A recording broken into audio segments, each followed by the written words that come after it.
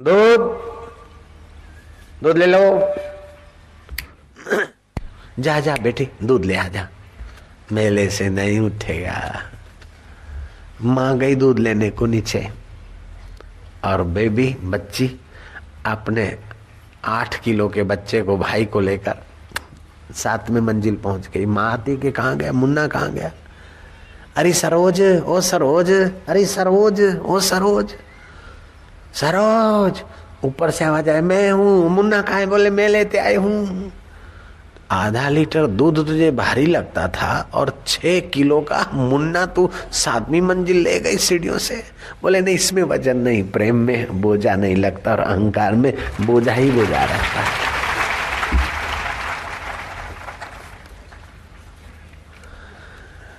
माँ बच्चे को स्नेह करती है, रात जगती है, अपने शरीर के रक्त को दूध के रूप में बदल कर बच्चे को पिलाती।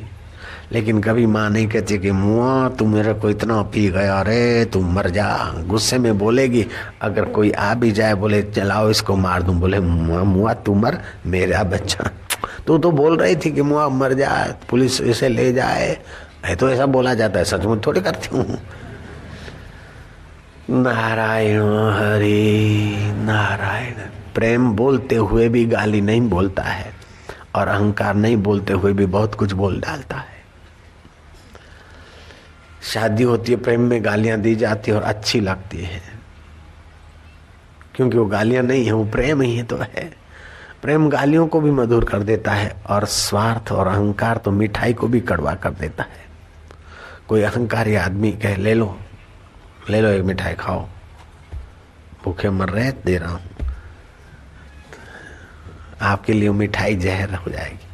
और प्रेम में आप ही 2 किलो मिठाई लाए और फिर वो किसी प्रेमी संत अथवा भगवान के आगे धरा और फिर आप ही मेरे को दीजिए भैया, मेरे को दीजिए भैया, मेरे को दीजिए। प्रेम में मांगना भी आनंद है और अहंकार में देना भी मजा नहीं आता।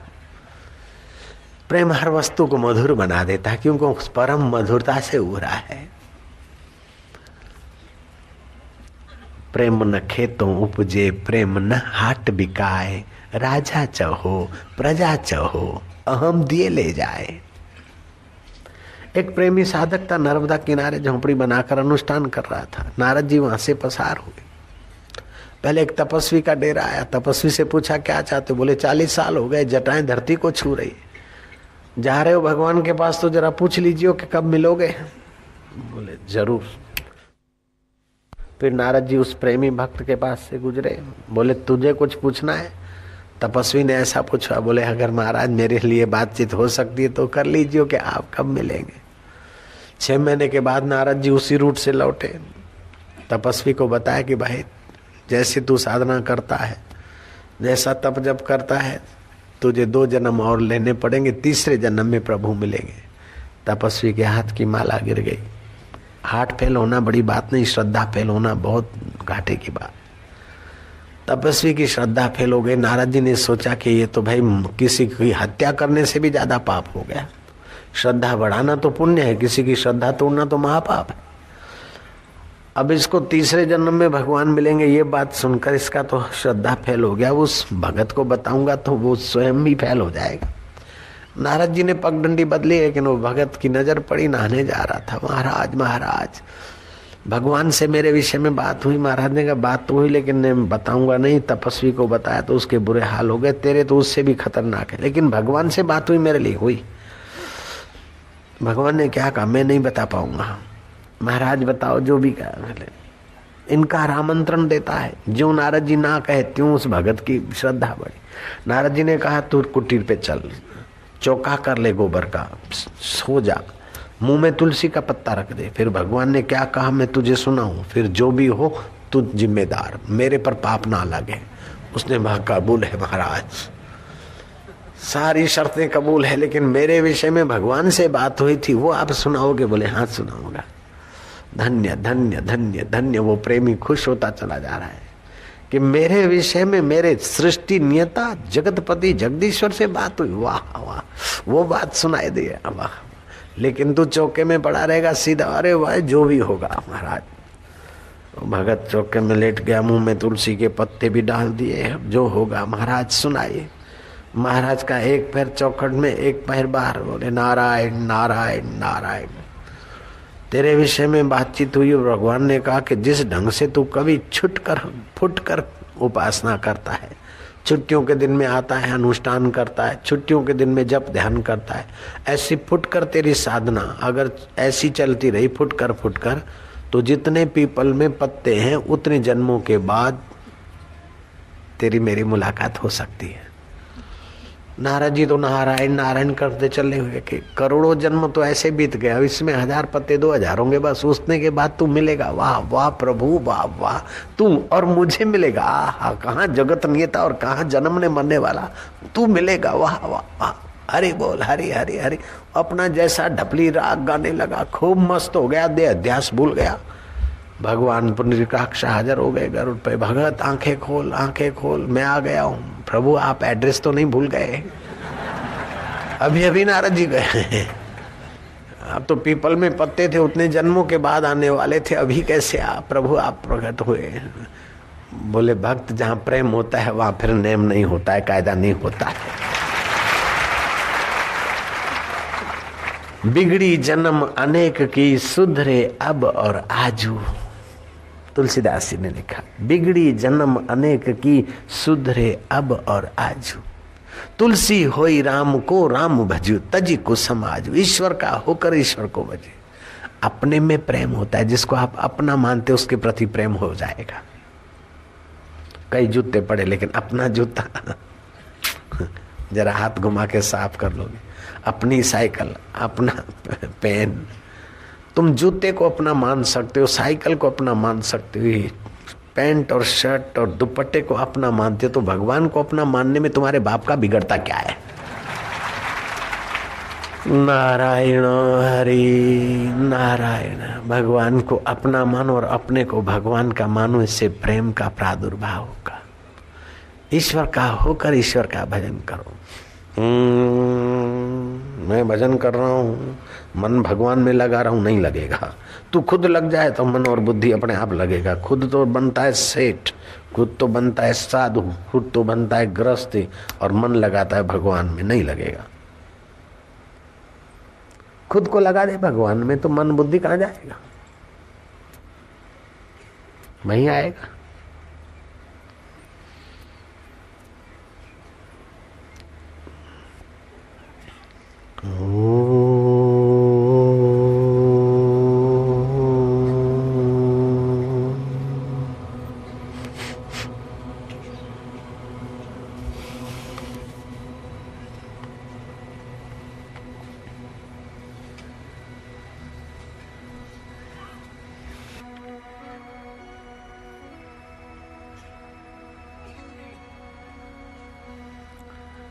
तुकाराम महाराज ने गुरु से दीक्षा ली। गुरु जी आपकी सेवा में कुछ न कुछ अर्पण करना है, मैं क्या अर्पण करूं आपके काम आए। गुरु भी पहुंचे हुए थे, गुरु थे। गुरु जी आप वाला काय पाइजे, मैं काय दूं आप वाला? गुरु जी ने कहा तुप पाइजे। मराठी भाषा में घी को तुप बोलते हैं और तेरेपन को भी तुप बोलते। तुप पाइजे। सोचा कि गुरुजी को घी चाहिए। तुकाराम घी ले गए। गुरु ने कहा नहीं, मला तुप पाइजे। तुप, घी नहीं तो फिर और तुप। तुकाराम को समझ में आ गई, तुप माना तेरापना, मेरा आहे, माझा आहे, मैं तुकाराम आहे, हा पाहिजे मला। मैं भक्त आहे, मैं अज्ञानी आहे, मैं ज्ञानी आहे, मैं चतुर आहे, मैं मूर्ख आहे। मैं पाहिजे तुमचा मैं। तुप पाहिजे मतलब तुम्हारा तेरापन पाहिजे। तुकाराम के गुरुदेव दिला, तुम्ही घ्या। ज्यो ज्यो तुप देते गए त्यों त्यों तुकाराम निखरते गए। कथा कहती कि तुकाराम महाराज सशरीर भगवान के धाम में पहुंचे।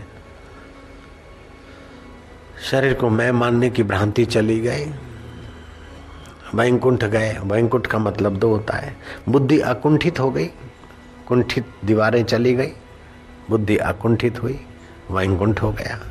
अथवा तो इतना तदाकार हो गए कि शरीर गायब हो गया, वैकुंठ पहुंच गए। शब्दों में बड़ी शक्ति है। संगीत के द्वारा यज्ञ करोगे तो सफल हो जाएगा, वशिष्ठ ने कहा, क्योंकि श्रृंगी का तप है, श्रृंगी का मैं थोड़ा विसर्जित।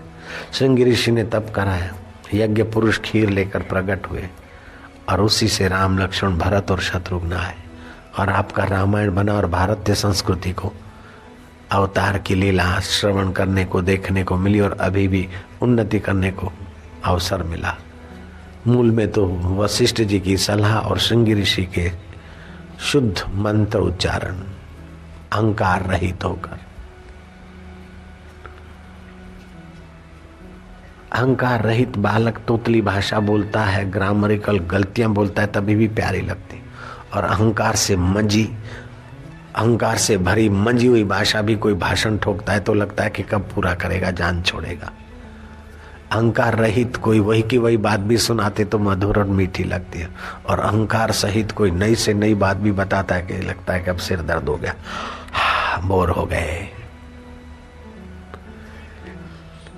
तो अहंकार रहित मतलब शुद्ध में अहंकार रहित है और अशुद्ध में अहंकार सहित है।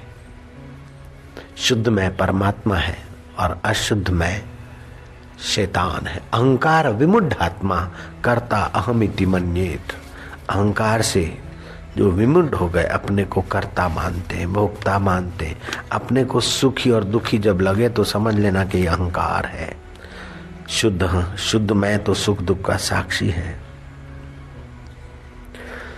विपरीत भावनाएं स्वयं मनुष्य ने की है, अतः मिटाने में भी स्वयं मनुष्य को ही प्रयत्न करने पड़ेगा। प्रकृति की चीजों से माना हुआ संबंध अशुद्धमय है और परमात्मा से माना हुआ संबंध शुद्धमय है। वास्तव में आपका परमात्मा के साथ ही पक्का संबंध है, प्रकृति के साथ आपका संबंध टिक नहीं सकता। माना हुआ है, मैं बच्चा हूं, अब कहाँ है बच्चा, मैं किशोर हूं, मैं जुआन हूं, अब कहाँ है जुआनी, मैं बूढ़ा हूं, कुछ दिनों के बाद मुर्दा बन जाएगा, फिर और कोई जीव हो जाएगा।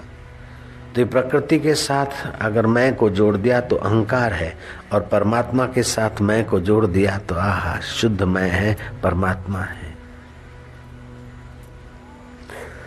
परमात्मा अपरिवर्तनशील है और प्रकृति परिवर्तनशील है। बदलने वाली चीजों के साथ मैं को जोड़ा तो मुसीबत चालू हो गई, और अबदल साक्षी के साथ अपने मैं को जोड़ा तो बेड़ा पार हो गया।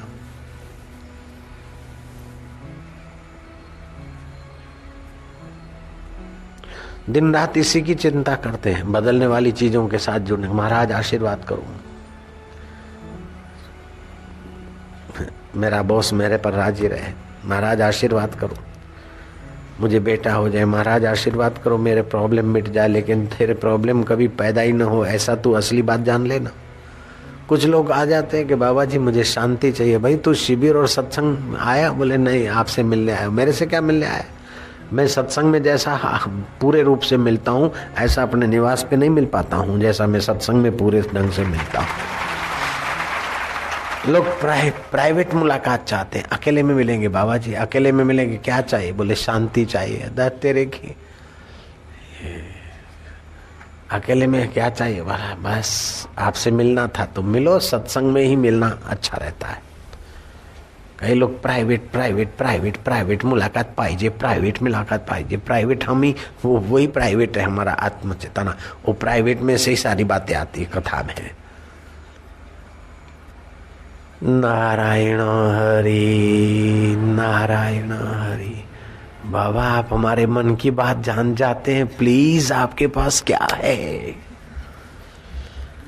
नारायण हरि नारायण हरि नारायण हरि। दूसरों के हित की भावना से आत्मिक बल विकसित होता है, सदाचरण से आत्मिक बल विकसित होता है, आत्मरामी होने से आत्मिक बल विकसित होता है। हमेशा दुर्बल की ही बलि चढ़ाई जाती है।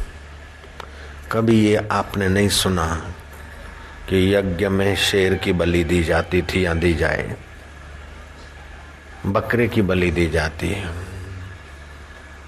खूंखार शेर की बलि नहीं दी जाती। छोटे मोटे आदमी से थोड़ी गलती होती है तो दंडनीय हो जाता है, और राजा, समर्थ राजा ऐसी गलतियां रोज करता है, पेग पीता, नए नए भोग भोगता है, उसको कोई दंड नहीं।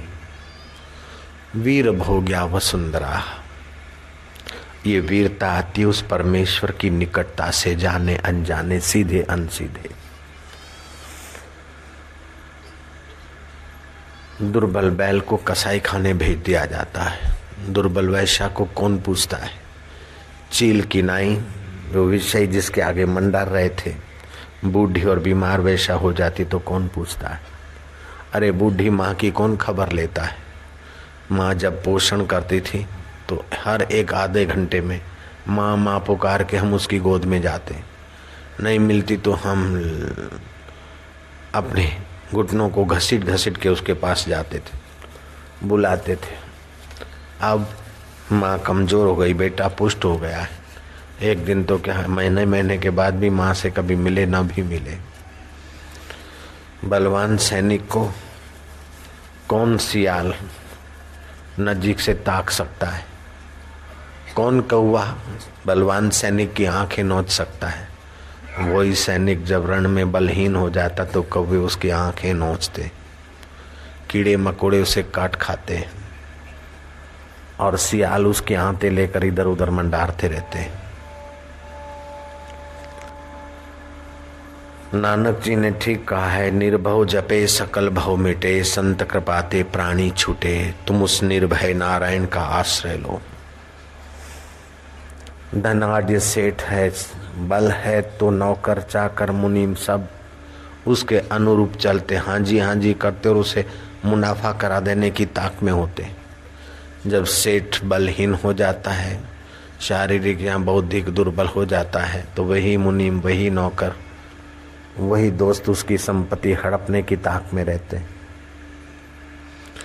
दुष्ट लोग भी सज्जन, दुर्बल आदमी भले सज्जन हो, उसी की जमीन जागीर पर कब्जा करते, हड़पते। लेकिन कोई बलवान है, खौफनाक आदमी है, तो उसकी जमीन जागीर पर कोई कब्जा नहीं करता।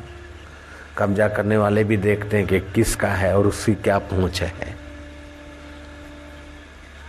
तो बल ही उपास्य है। शारीरिक बल से मानसिक बल की महिमा ज्यादा है, मानसिक बल से बौद्धिक बल की महिमा ज्यादा है, बौद्धिक बल से संगठन बल ज्यादा कारगर साबित हो रहा है इस वक्त। और संगठन बल से भी एक और बल है जिसे कहते परमात्मिक बल, आत्मिक बल। हाथी में शारीरिक बल है, लेकिन वही हाथी शेर के आगे हार जाता है, क्योंकि शेर में मानसिक बल है। हाथी अगर ठान ले तो डजनों शेरों को सूंड में पकड़ के नींबू की नाई निचो सकता है, पैरों तले कुचल सकता है। लेकिन हाथी में शारीरिक बल होने पर भी मानसिक बल के अभाव में शेर से मारा जाता है, चीरा जाता है। शेर में मानसिक बल है, लेकिन महावतों में अथवा सरगस मैनों में मानसिक बल के साथ बौद्धिक बल है। शेर को भी चाबुक के इशारे पर सरगस मैन उठाता बैठाता नचाता। बुद्धि बल वालों में भी एक दूसरे से बढ़कर बुद्धि बल वाले, जितना जितना मानसिक और बौद्धिक बल है उतना उतना दूसरे पर उनका प्रभाव चल जाता है। तहसीलदार की पोस्ट है, तहसीलदार का अपना बल है, वो और लोगों के आगे साहब होकर सम्मानित होता है। लेकिन कलेक्टर आ गए तो तहसीलदार अटेंशन में सलामी मारने को तैयार हो जाता है। और सचिव आ गए या मिनिस्टर आ गए तो कलेक्टर सुकड़ कर सलाम मार ही देता है, हंस हंस के बात करता है, रिझा रिझा के डीएम बात करता है। क्यों? मिनिस्टर साहब। और मिनिस्टर प्राइम मिनिस्टर के आगे सुकड़ सुकड़ के बात करते हैं। क्यों? कलेक्टर के पास बौद्धिक बल है, मिनिस्टर के पास संगठन का बल है, संगठन बल है। भले बौद्धिक बल में कलेक्टर आईएएस पढ़ा है, लेकिन नेता के पास संगठन बल है। सचिव को संकेत करते ही कलेक्टर के बोरी बिस्तर बंधवा के वहां से वहां पटक देता है उसको। संगठन बल की बलिहारी। और संगठन बल में सर्वोपरि प्राइम मिनिस्टर पद, राष्ट्रपति पद। ऐसे राष्ट्रपति पद और प्राइम मिनिस्टर पद पाए हुए समझदार लोगों ने उन्हीं महापुरुषों के चरणों में सिर झुकाकर अपना भाग्य मनाया जिनको आत्मा परमात्मा बल की प्राप्ति है। चाहे फिर गुरु गोलवेलकर हो, चाहे पंडित नेहरू हो, चाहे इंदिरा गांधी हो, आत्मिक विश्रांति पाए हुए महापुरुषों के चरणों में वो मत्था टेकने जाते थे। गोलवेलकर जी सिद्धपुर में आए, एक संत रहते थे मेरे पास में ही, उनकी कुटिया थी, उनके दर्शन करने गए। रंग अवधूत महाराज के दर्शन करने गए। अब वे सचमुच में समझदार नेता हैं कि जो आत्मिक बल में उन्नत महापुरुष हैं उनके पास जाते हैं तो उनका संगठन बल भी सुवासित होता है, शोभायमान होता है। संगठन बल से जो पद मिला और उसी भोग में और अहंकार में अटक गए तो टांग खींचने में और खिंचवाने में ही जिंदगी पूरी हो जाती। वे बड़भागी नेता हैं जो आत्मिक बल में उन्नत पुरुषों के पास जाते हैं, और वे राजा भी बड़भागी। एक बार अकबर ने पूछा तानसेन से ताना कि मीरा के पास वह आत्मिक विश्रांति है।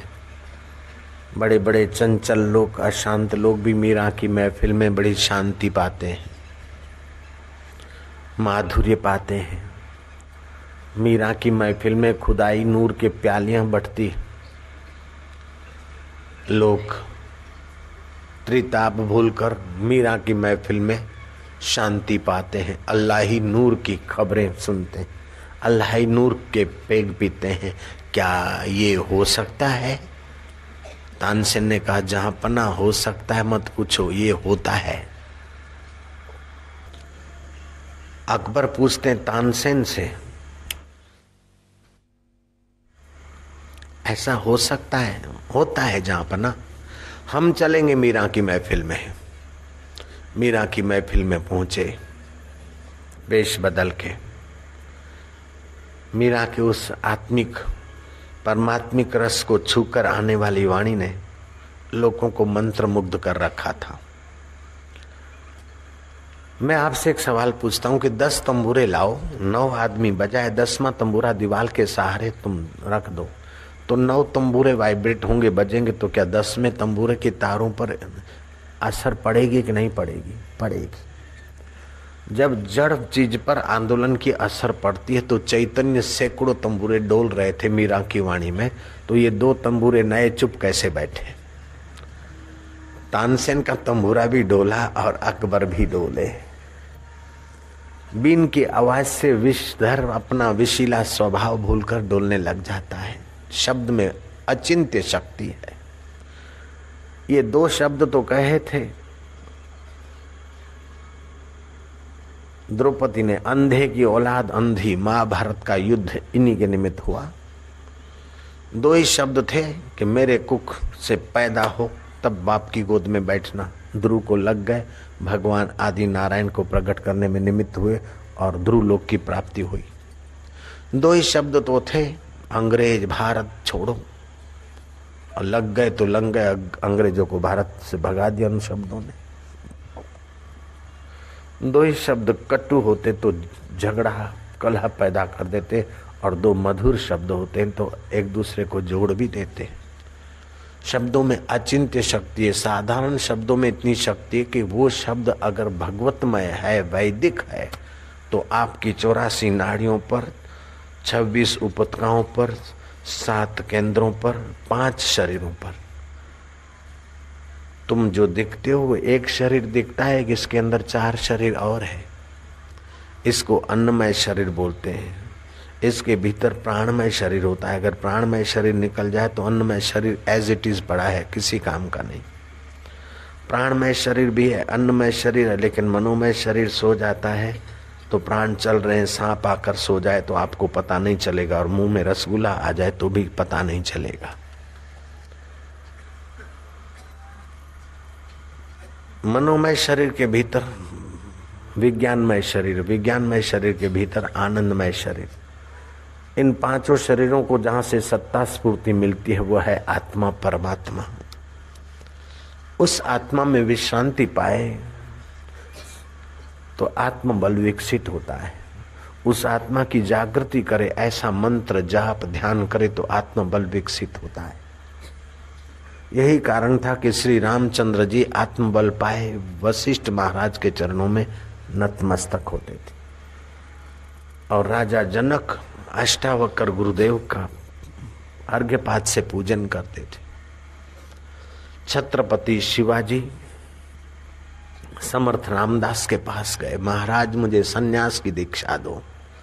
महाराज ने कहा नहीं, तुम्हारे जैसा मनोबल वाला व्यक्ति अगर सन्यासी हो भी जाएगा तो अपना ही उद्धार करेगा, लेकिन समाज की सेवा करते हुए सन्यास के फल को पाए तो देश में हिम्मत हारे हुए टूटे हुए लोगों को जोड़ने का काम करेगा। मैं तुम्हें दीक्षा तो दूंगा लेकिन सन्यास की नहीं, कर्म सन्यास की दीक्षा दूंगा। कर्म करते हुए सन्यासी के फल को उपलब्ध हो जाओ। दीक्षा देकर गुरु ने आत्मबल को छू के आने वाले कुछ प्रसादी देते, और कुछ था नहीं, मिट्टी का खोबा भर के दे दिया। घोड़े की लीद पड़ी थी, उठा कर दे दिया। शिवा ने दोनों को आदर से अपने पलड़ में बांधा, अपने पालव में बांधा। नारियल पड़ा था, उठा के दे दिया। शिवा ने लिया, माँ के पास गया। शिवा माँ को कहता है माँ, गुरुजी ने मुझे मिट्टी दी है, इसका क्या मतलब? बोले गुरु ने अपने आत्मबल से शुभ भाव से दिया, इस मिट्टी का भी कोई अर्थ है, क्योंकि परम अर्थ में रमण करने वाले महापुरुष हैं। अपने से ऊंचे आत्मिक उन्नति में सात्विक पुरुष हैं, उनकी आज्ञा की अवहेलना नहीं करनी चाहिए, उनके संकेत की अवहेलना नहीं करनी चाहिए। संत अवज्ञा सुनो भवानी, जरे भवन अनाथ की नाई। संत अवज्ञा करने से हे भवानी, शिव जी बोलते, जैसे अनाथ व्यक्ति का लावारिश मकान जैसे जलता है, ऐसे ही उसके सारे शुभ जल जाते हैं। संत अवज्ञा नहीं करनी चाहिए। बेटा, उन्होंने मिट्टी दी है, तू महीपति बनेगा। माँ, मैं एक दरबानी का बेटा महीपति? बोले हाँ बेटा, तू राजा बनेगा। माँ, घोड़े की लीद का मतलब? बेटा, तेरे बस्तल में बहुत सारे घोड़े होंगे, और जब तेरे शत्रु तुझे घेरेंगे और प्राण संकट में आएंगे तो गुरु का शुभ संकल्प, आत्मिक बल का शुभ फुरना, वो घोड़ों के द्वारा भी तेरी आत्मरक्षा कराएंगे। बेटा, ये संकेत मुझे लगता है। माँ, नारियल का मतलब क्या? बोले तू राजा होगा, सफल राजा होगा तो तेरे चाटुकार तेरी खुशामद करेंगे, और अहंकार आने की संभावना है, और उस अहंकार की भी कटाई छटाई करने की जिम्मेदारी गुरु ने अपने कंधों पर ले ली है। सुना होगा तुमने, औरंगजेब के नाक में दम कर दिया, मुट्ठी भर मराठाओं का संगठन करके महीपति बन गया शिवाजी। और औरंगजेब के नाक में जब दम किया, औरंगजेब ने षड्यंत्र करके उसको किले में फंसाया। सुमरन करके गुरु मंत्र का और घोड़ी भगाई, ऐसी भगाई कि घोड़ी किला कूद गई। मानना पड़ेगा कि समर्थ रामदास की आत्मिक बल की शुभ संकल्प आशीर्वाद ने घोड़ी से किला कुदवा दिया। बल तो अच्छा है, लेकिन बल में भी एक से एक उन्नति कारक शुभ है। शरीर दुर्बल होता है तो महाराज अकारण रोग आ धमकते। मन दुर्बल होता है तो अकारण लोग मजाक उड़ाते हैं, बुद्धि दुर्बल होती है तो अकारण ठगे जाते हैं। ये बल तो चाहिए, लेकिन सब बलों को जहां से बल आता है वो है आत्मिक बल। कल ये खाया वे खाया वो मिले, वो कल का खाना पीना उस अवस्था में नहीं। जिनसे मिले बिछड़े वो व्यक्ति नहीं है। रात का स्वप्न आया, स्वप्न की चीजें नहीं है, स्वप्न की अवस्था नहीं है, लेकिन जिसकी सत्ता से स्वप्न आया था वो अभी भी है। गहरी नींद आई, कुछ नहीं देखा था, कुछ नहीं देखा, उसको भी कोई देखने वाला है। उसी को बोलते मन तू ज्योति स्वरूप अपना मूल पिछान। अपने आप को पिछान, अपने परमेश्वर स्वभाव को पिछान। भूला जब आपनू तभी होया खराब। कल की जागृत आई और चली गई, कल का स्वप्न आया और चला गया, कल की गहरी नींद आई और चली गई, उसको देखने वाला तू परमात्मा का सनातन अंश है भैया। अपने परमेश्वर स्वभाव में जरा बुद्धि रूपी कुब्जा को तो ठीक कर ले। जो कूटनीति करके सुखी रहने के लिए भटकती और फिर दुखी दुखी करती तेरे को, उसको तू थोड़ा ठीक कर ले।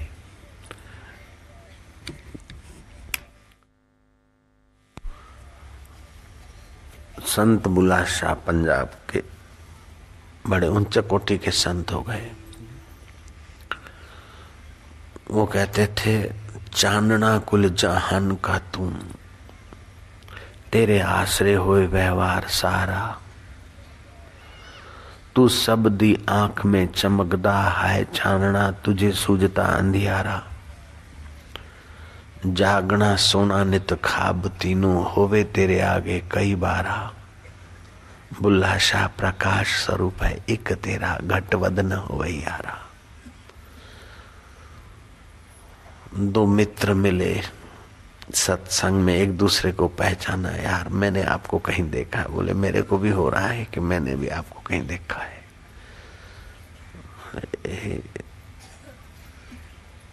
और याद नहीं आता, लगता है कि आप हम बहुत साथ में भी रहे हुए।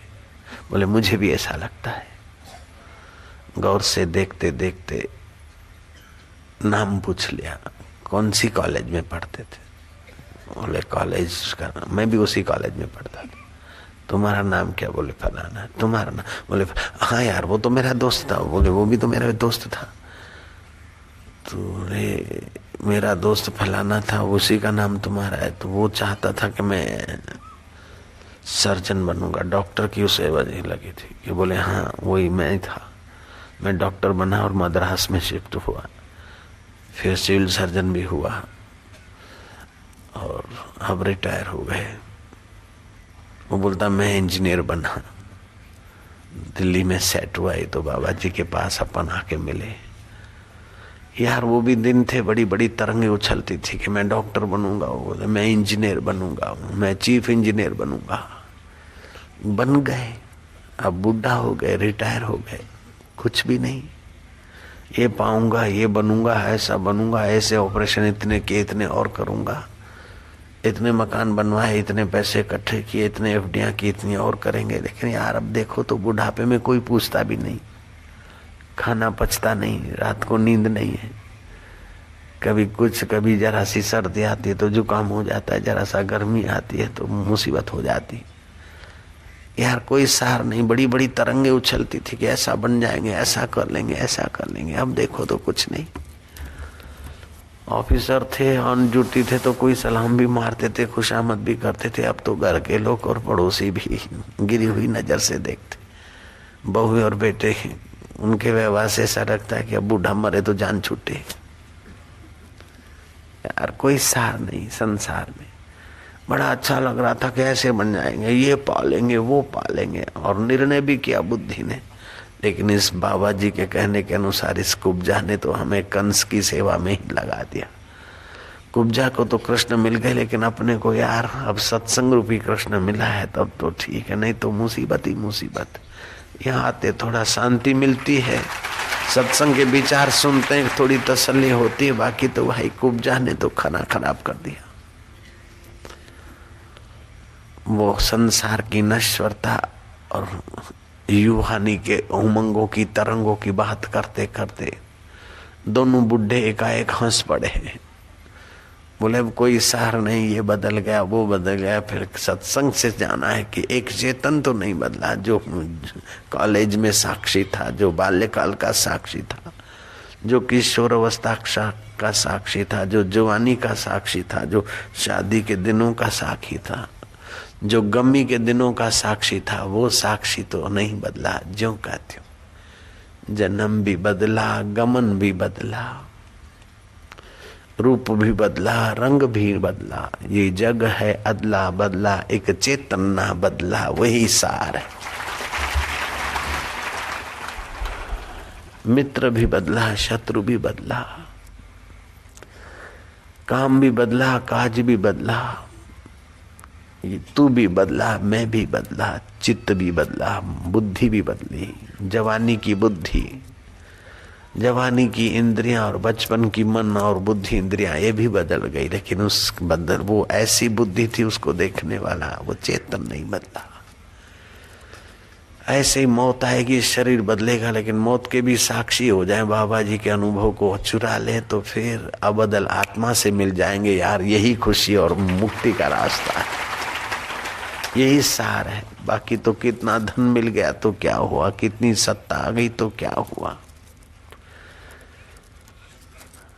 दुनिया अगर मिल भी जाए तो क्या हुआ, दिन के कोई तारे दिखा दे तो क्या हुआ, 161वां जन्म दिवस कोई मना ले तो क्या हुआ, 1400 वर्ष जीकर चांग दे अपने को अमर दिखा दे तो क्या हुआ, आखिर तो वो भी तो मर गया। ये प्रकृति का शरीर तो मरण धर्मा है और सुख दुख आने जाने वाले हैं, संबंध टूटने वाले हैं, लेकिन सच्चिदानंद जीवात्मा का और परमात्मा का संबंध शाश्वत है। वह सत्संग के द्वारा, गुरु कृपा के द्वारा प्रसाद मिलता है, तभी थोड़ी तसल्ली है और देर सबेर द्वार खुलेंगे। ये जगत है अदला बदला, एक चेतन ना बदला। सुबह भी बदला, शाम भी बदला, जाड़ा भी बदला, गर्मी भी बदली, बारिश भी बदला, बसंत भी बदला, यह भी बदला वह भी बदला, एक चेतन ना बदला। रे ये जग है अदला बदला। बाबा कह रहा है आसमां ये समा भी कुछ नहीं, रो रही है शबनम में ये निजारे कुछ नहीं। जिनके महलों में हजारों रंग के जलते थे फानुस झाड़, उनकी कब्र पे है और निशान कुछ भी नहीं। कह रहा है आसमां ये समा भी कुछ नहीं, रो रही है शबनम में ये निजारे कुछ नहीं। जिनकी नौबतों से गूंजते थे सदा को आसमां, वे खुद बेदम हुए, अब हूं नहा कुछ भी नहीं। राजाधिराज अंदाता महाराज तेज बहादुर आ रहे, राजाधिराज महाराज फलाने राजा आ रहे हैं, शमशेर आ रहा है। अब शमशेर कहाँ है, हिटलर आ रहे हैं, सिकंदर आ रहे हैं, कारून आ रहे हैं, कारून बादशाह, जहां पना कारून, जहां पना अकबर आ रहे हैं। वो ताजमहल बनवा कर कईयों के हाथ काटे और कईयों को मौत के घाट उतारे। वो राजा भी था तो आ रहे, अब देखो तो उसकी हड्डियां भी कम वक्त की नहीं मिलती। नारायण हरि, अगर मिल भी जाए तो क्या हुआ हड्डियां मिल भी जाए तो क्या हुआ, उसके मार्बल के पत्थर का एक ताबूत मिल भी जाए तो क्या हुआ, देख भी आए तो क्या मिल गया। ढूंढन हार नु ढूंढ खा मता वही होए यार तेरा सच्चा। जो सुख को ढूंढता है, जो माधुर्य को ढूंढता है, जो आनंद को ढूंढता है, उस परमेश्वर को ढूंढने की कला मिल जाए, सत्संग वही सार है।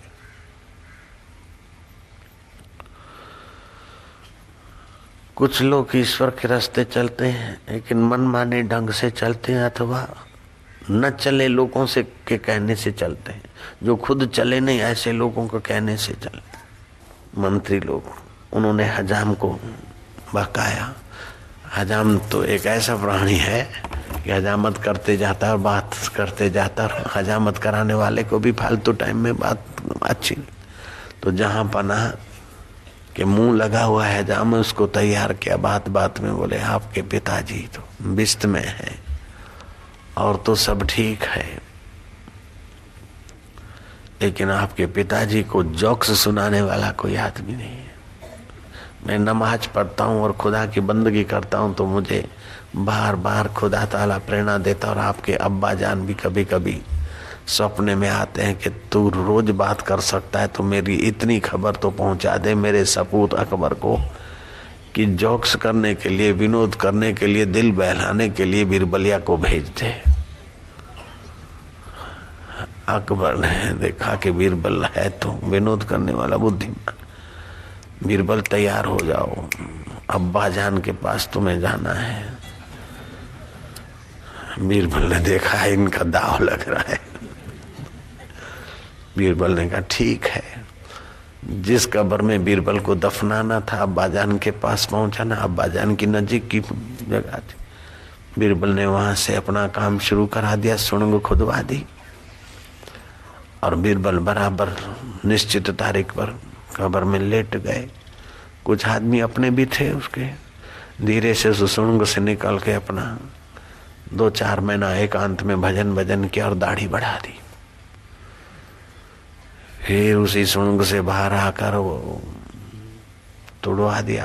बीरबल फलानी तारीख आएंगे, ऐसा अपने आदमी को कहला दिया कि मेरे को सपना आया है आपके अब्बाजान का विनोद करके, अब उनको संतुष्ट करके आ रहे फलानी तारीख। बड़ा उत्सव हुआ।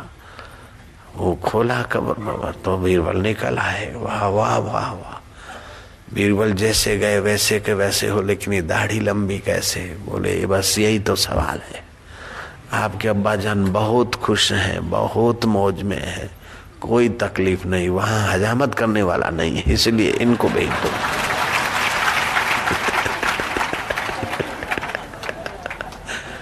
अब तो हजाम को लेने के देने पड़ गए।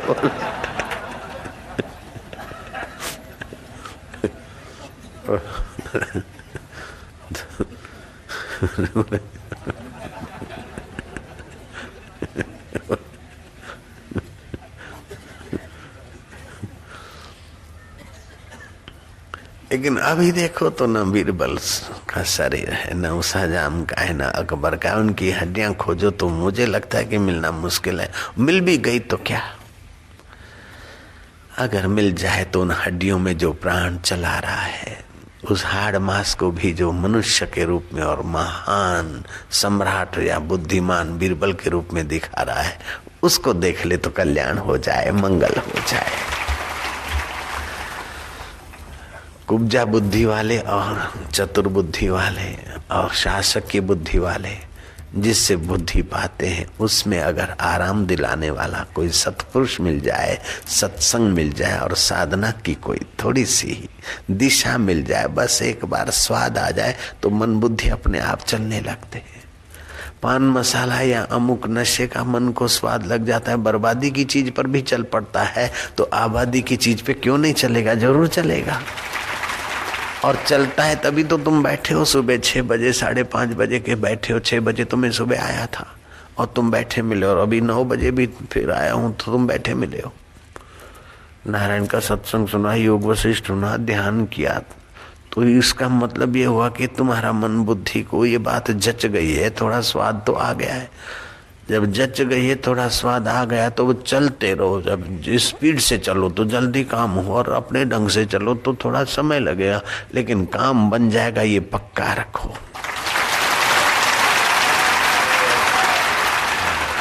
योग वशिष्ठ में आता है कि राम जी शिष्य में जो श्रद्धा चाहिए, तत्परता चाहिए, संयम चाहिए, वो तुम में सद्गुण है, और गुरु में जो ज्ञात ज्ञेयपना चाहिए, जो आत्म अनुभव हस्त मलकवत चाहिए, वो सामर्थ्य मुझ में है। मैं समर्थ गुरु हूं और तुम भी सत्पात्र शिष्य हो। बोले अपनी बढ़ाई आप करना तो आत्मश्लाघा का पाप है, बड़ा पाप है, और पाप का तो प्रायश्चित है, लेकिन अपनी बढ़ाई बघारने के पाप का कोई प्रायश्चित नहीं।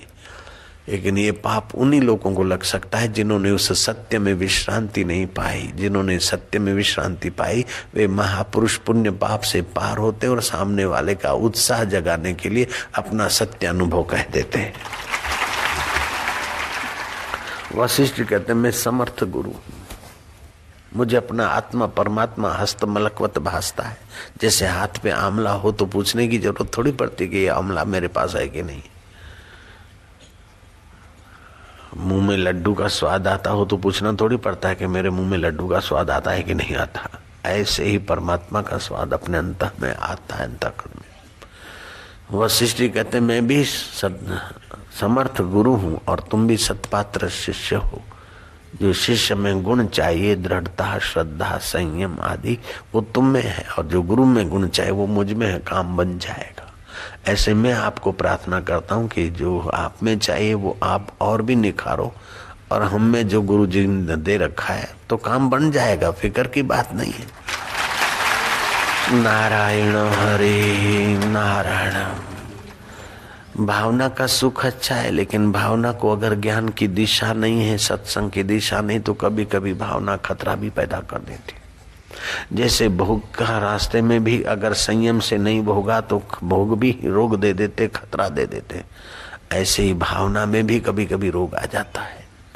मैं तो बांके बिहारी को दर्शन करूंगा फिर खाऊंगा, मुझको तो बांको बिहारी दिखेगो फिर खानो खाऊंगा, भोजन करूंगा, या तो मुँह को बांको बिहारी देगो तभी खाऊंगा। एक ने ले ली हठ, एक दिन भूखा मरा, दूसरे दिन मरा, तीसरे दिन मरा। यमुना जी नहाने गया तो चौथे दिन देखा कि पीपल के पेड़ के नीचे हलवा पड़ा है। तू खुद नहीं आयो लेकिन मेरे लिए धर गए, तेरी लीला अपरंपार है मेरे बांके बिहारी। यमुने महारानी की जय करके उस भगत ने वो हलवा खाया। एक दिन खाया, दूसरे दिन खाया, तीसरे दिन खाया। अब तो भगत बड़ा जोश में, मोको तो बांको बुहा बिहारी रोज सवेरे हलवो दे रखे जाए। जानकार कोई गुरु का शिष्य था पक्का, वेदांती, बोले बांको बिहारी रोज तुम्हारे लिए हलवा धर जाए, हाथों हाथ देवे के धर जाए, बोले धर जाए। अपने कर्म ऐसे कहा कि वो हाथों हाथ दे, अपने उसका तेज नहीं सह सकते हूँ इसलिए वो धर जाता हूँ। कहाँ धर जाते हो बता दिया, यमुना जी के फलाने फलाने घाट पर। अभी तो वहाँ यमुना जी नहीं बहती, दूर चली गई। वो भगत आकर सुबह 4 बजे बैठ गया, देखा कि 5 बजे अंधेरे अंधेरे में जाड़ों के दिन एक बूढ़ा आया, उसके घुटनों में दर्द था। वैद्य ने उसको तिलों के तेल में हलवा बनाकर बांधने को कहा, तो रात भर तो वो हलवा बांधता था। सुबह यमुना जी में नहाते वक्त वो हलवा पेड़ के नीचे किसी पत्ते पे रख जाता था। वो बूढ़ा ना के चला जाता था और ये भगत रह जाता था। बांको बिहारी हलवो धर गए और मौके भी है। दूसरे एक ऐसे बांके बिहारी के भगत की बात सुनी, मौको दर्शन देगो तब सोऊंगो। जाके यमुना किनारे बैठे, एक घाट बदला, दूसरा घाट बदला, फिर बोले वो मिलेगा तो मुझे अकेले को मिलेगा, भीड़ भाड़ में तो कहाँ मिलेगा। तो सन्नाटे की जगह में जा बैठा और ठीक मध्य रात को अगले किनारे चम चम चमकती मणि चमकी। बांके बिहारी के मुकुट की मणि देखकर भक्त खुश हो गया। अब तो रोज आवे, इंतजार करे और मणि चमके और दर्शन करके बांके बिहारी लाल की जय करके वो घर जावे। बड़ा खुश रहने लग गया। लोगों को बोले मेरे को तो रोज दर्शन देने आवे बांको बिहारी, मध्य रात को आवे, घने अंधेरे में आवे। अंधेरे में भी उसकी मणि जो चमके, कभी जोर चमके कभी कम चमके, चमक चमक चमक चमक करे। कहा कि कैसे कहाँ आता है? बोले फलाने घाट पे एकांत में। वो भगत जाकर चुप कर बैठा, देखा कि कैसे बांको बिहारी आ, तो देखा कि आया है बांका बिहारी। जमुना विशाल बहती थी पहले, तो डैम वेम नहीं बने थे, विशाल पेट था जमुना का। उस किनारे, जमुना किनारे मच्छी मारने की तो मनाही अभी भी है, उस जमाने में तो और कड़क नियम। तो मछुए पल्ले किनारे रात को अंधेरे में कोई ट्यूब या कोई साधन लेकर मछुआ यमुना जी में प्रवेश होता था, जाल वाल डालकर अपना बीड़ी फूंकता था तो बीड़ी की चमक उसको बांके बिहारी की मणि दिखने लग गई। उसी को बांके बिहारी को दर्शन मान लियो। अरे बांको बिहारी स्वयं कंधे पे हाथ धर दे, लेकिन तू अगर दुर्योधन है, तेरी मति कुब्जा है तो क्या फायदा लेगा भैया। शाकुनी को भी तो बांको बिहारी दिखतो थो, दुर्योधन को भी तो दिखतो थो बांको बिहारी। ऐसा नहीं हलवा धरने वालों नहीं, सचमुच में हाथ धरने वालों बांको बिहारी दिखतो थो। अर्जुन को भी बांको बिहारी साथ में रहता तो, लेकिन जब तक सत्संग का आश्रय नहीं मिला तब तक बांको बिहारी होते हुए भी अर्जुन विषाद योग में गिर रहा है। बांको बिहारी होते हुए भी अर्जुन भयभीत हो रहा है। जब बांके बिहारी के वचन सुनकर अर्जुन ने अपने आत्मरूपी बांके बिहारी को निहारा, तब अर्जुन के सारे दुख दूर हुए। सत्संग की क्या बड़ी बलिहारी, सत्संग की क्या कितनी महिमा गाए हैं। भगवान जिसका रथ खींचते हैं उसका भी दुखों का अंत तब तक नहीं हुआ जब तक भगवान के तत्व को नहीं जाना। राम को तो मंथरा ने भी देखा था और सुरपंखा ने भी तो राम जी को देखा, और वो तो मेकअप करके आई लव यू राम को बोलते मैं तुम्हें प्यार करती हूँ, मैं तुम्हें भरता बनाना चाहती हूँ, मैं आपकी अर्धांगिनी होना चाहती। राम जी ने कहा ये बैठी है सीता देवी, तो सीता को देखकर जली। हम लक्ष्मण के पास गई, लक्ष्मण ने कहा मेरी पत्नी है, मैंने सेवा व्रत लिया है, सेवा व्रत वाला को विद्यार्थी जीवन बिताना चाहिए।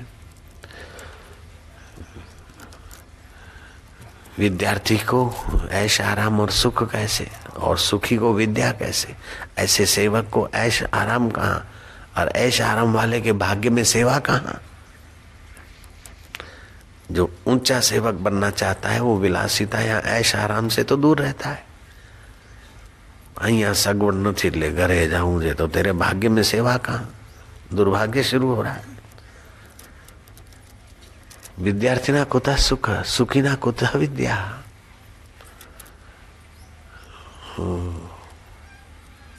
मैं तो शादी नहीं कर सकता हूँ, मेरी तो पत्नी है। फिर राम के पास गई, राम जी ने कहा हम देवी एक नारी सदा ब्रह्मचारी हमारा व्रत है। फिर लक्ष्मण के पास गई, अब लक्ष्मण को भी देख रही है, राम को भी देख रही, फिर भी उसका काम नहीं गया। जीसस को क्रॉस पे चढ़ाया गया, खीले ठोके गए और लोग जीसस को देख रहे हैं और करके। जीसस जब तक आक्रांत करके शरीर नहीं छोड़ रहे बेचारे जीसस को, खून की धार बही और मृतक घोषित नहीं हुए, तब तक वो लोग देख रहे हो, तालियां बजा रहे। तो अभी जीसस जिस क्रॉस पे चढ़े थे उसका पुतला गले में पहन लेने से क्या हो जाएगा। जीसस को देखने से भी अज्ञान नहीं गया, जीसस को देखने से भी मुक्ति नहीं हुई, जीसस के साथ रहने से भी जुड़ास और यहूदा का कपट नहीं गया, तो अभी जीसस आ जाएंगे तो क्या हो जाएगा। थोड़ा सत्य के लिए तटस्थ रहना पड़ेगा। जीसस जहां ले जाना चाहते थे, जीसस जिस परमेश्वर की बात बताते थे, उस परमेश्वर में आप कोई तत्ववेता महापुरुष के पास जाकर विश्रांति पाओ तो कल्याण होगा। कृष्ण जहां ले जाते थे उस कृष्ण तत्व में, उस आत्म तत्व में, परम तत्व में जगाने वाले पुरुष की मार्गदर्शन लेकर आप थोड़ा अभ्यास करो, तब तो काम बनेगा। बाकी तो भाई राम जी आ गए स्वप्ने में तो क्या, जागृत में भी राम जी थे, स्वप्ने में जीसस आ गए तो क्या हो गया। भक्तों के जीवन में अगर कृष्ण आ जाते या भगवान आ जाते हैं स्वप्ने में, तो इतना संतोष मानना चाहिए कि हमारा मन जागृत में भी भगवान के तरफ आकर्षित है, अर्थात आध्यात्मिक यात्रा होने के शुभ चिन्ह है। यहाँ तक तो मान सकते हो, लेकिन मुक्ति तो भाई स्वप्ने के दर्शन से मुक्ति नहीं होती, जागृत के बाहर के दर्शन से भी ब्रह्म ज्ञान परख मुक्ति नहीं होती। ब्रह्म परमात्मा का ज्ञान देने वाले सतगुरुओं का अनुभव, अपना अनुभव बनाते हैं, तभी फिर बंधन ही नहीं रहता है, तो मुक्ति की इच्छा भी नहीं रहती। नारायण हरि नारायण हरि। देखा अपने आप को, मेरा दिल दीवाना हो गया, ना छेड़ो मुझे यारों, में खुद पे मस्ताना हो गया। अब बिस्त की ख्वाहिश नहीं, स्वर्ग की इच्छा नहीं, सुख की लालच नहीं, दुख का भय नहीं, यश की इच्छा नहीं, अपयश की परवाह नहीं। अब देखते कि सब स्वप्न है, साक्षी चैतन्य चिदानंद अपना है। जो अमिट है वो मैं हूं, और जो मिटने वाला है वो माया है। ठीक से समझ लिया है। अब सुख आता है तो स्वप्न है, दुख आता है तो स्वप्न है, मान आया तो स्वप्न है, अपमान हुआ तो स्वप्न है, जीवन है तो भी स्वप्न है, और ये मर गया तो भी स्वप्न है। चिदानंद परमेश्वर अपना है। ओम आनंद। जन्म भी बदला, गमन भी बदला, सुख भी बदला, दुख भी बदला, मान भी बदला, अपमान भी बदला, एक चेतन ना बदला। अरे ये जग है अदला बदला, उस चेतन में स्थिति करना ही सार है।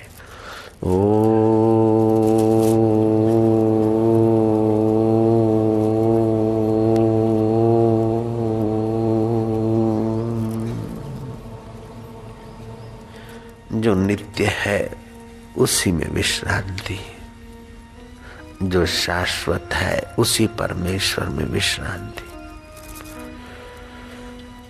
जो दृष्टा साक्षी अमर आत्मदेव है उसी में विश्रांति। बाहर कब तक घूमेगा मना, हे कुब्जा तू कब तक कंस की खुशामद करेगी। अब तो अपना रंग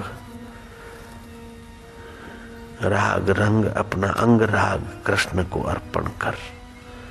श्री कृष्ण के चरणों में अपना अंग राग अर्पित कर दे। मेरी मति कुब्जा तू सुब्जा हो जा।